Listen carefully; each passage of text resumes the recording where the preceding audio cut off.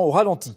Notre invitée ce soir est Elsa Fossillon. Bonsoir. Bonsoir. Députée du Parti communiste, membre de la gauche démocratique et républicaine à l'Assemblée nationale, députée des Hauts-de-Seine.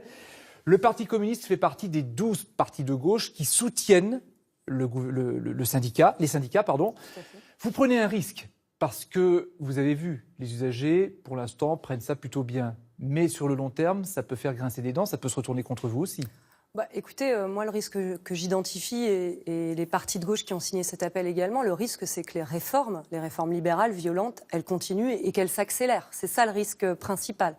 La deuxième chose, c'est que vous aurez noté que le soutien à la mobilisation grandit. Il grandit après une offensive très massive contre les cheminots, à la fois politique, mais je dois le dire médiatique, où on a plutôt montré les conséquences de la grève plutôt que les conséquences de la réforme.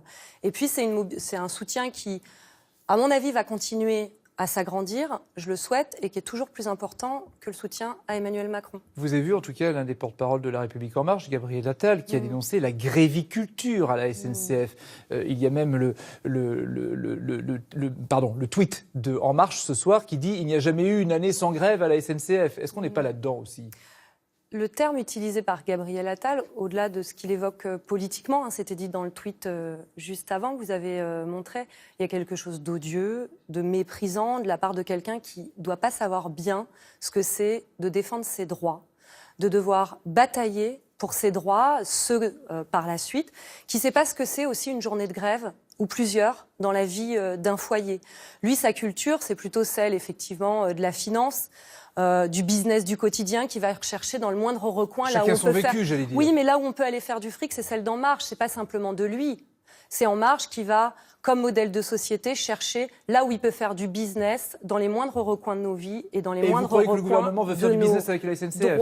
Évidemment. Aujourd'hui, la réforme telle qu'elle est présentée, c'est celle de l'ouverture du capital à un actionnariat privé. Donc c'est évidemment, avec la suppression notamment des petites lignes, d'ouvrir à la rentabilité des pans de la SNCF. Quand Emmanuel Macron lui-même, en personne, dit la SNCF restera une entreprise publique.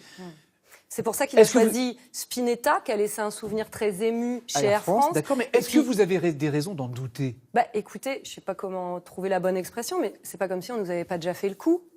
Et on croit que là, ça va passer au calme, tranquille, alors même qu'à chaque fois qu'il a fallu privatiser une entreprise, je pense à France Télécom, c'est vrai que ça fait un certain nombre d'années, mais à chaque fois, on nous a promis, mais non, on vous promet, on privatisera pas. Ça se fait par étapes. France Télécom, c'était pas la droite. Et alors, ça se fait par étapes. Pas la droite, ouais, mais ça se fait par étapes. Et au fur et à mesure, on finit par ouvrir et à privatiser, et c'est bien ce qui est prévu. Sinon, pourquoi le faire aujourd'hui ? Pourquoi faire ça à la SNCF ? Cette réforme, elle ne réglera en rien les problèmes, parce qu'il y a des problèmes, par exemple de la dette, et donc cette réforme ne réglera rien. Vous évoquiez Air France. Air France, où la grève se poursuit pour la 4e journée d'action. La compagnie annonce qu'elle va assurer 75% de ses vols demain, mais il faut prévoir aussi des retards. Et on entend parler du côté des syndicats, comme des partis politiques de gauche, d'une convergence des luttes avec les cheminots, EDF, les éboueurs, les étudiants. Est-ce que c'est envisageable et pourquoi faire au bout du compte ? Écoutez, moi je trouve qu'il y a quelque chose. À la fois c'est très objectif parce qu'il y a des réformes très brutales contre le monde du travail. Très très brutales.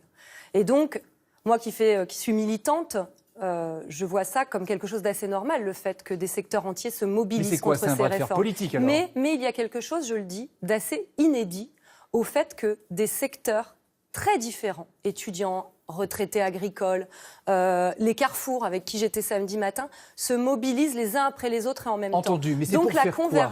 La convergence, c'est la clé aujourd'hui. L'articulation entre ces luttes, c'est la clé, pour faire reculer ce modèle de société, pour faire reculer ces politiques. Et puis surtout, je crois, la convergence, elle permettrait de pas simplement être en défense, mais de pouvoir imaginer la conquête de nouveaux droits. C'est ça la clé aujourd'hui. Merci Elsa Fossillon d'être venue sur notre plateau ce soir.